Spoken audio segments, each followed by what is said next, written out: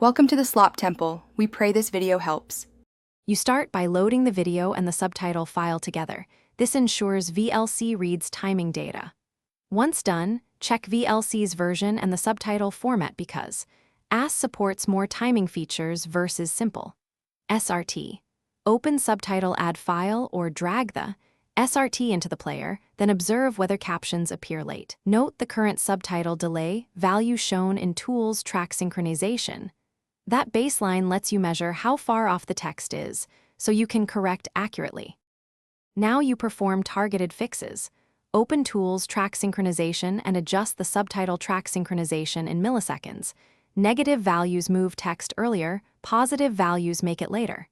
If the delay is steady, a single offset works.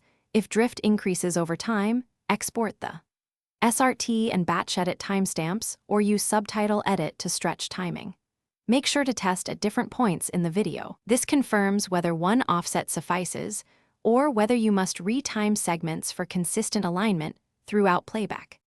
Finish by saving the corrected subtitle file as UTF-8 and reloading it in VLC, or use media convert/save to remux subtitles into the container so timing sticks. If VLC still shows late captions, test the SRT in another player to isolate VLC-specific issues. Also verify the video's frame rate because mismatches cause drift. If you see variable delay, use a subtitle editor to apply a time stretch. Otherwise, re-extract embedded subtitles and replace them with your adjusted file. That usually resolves stubborn. Thanks for watching.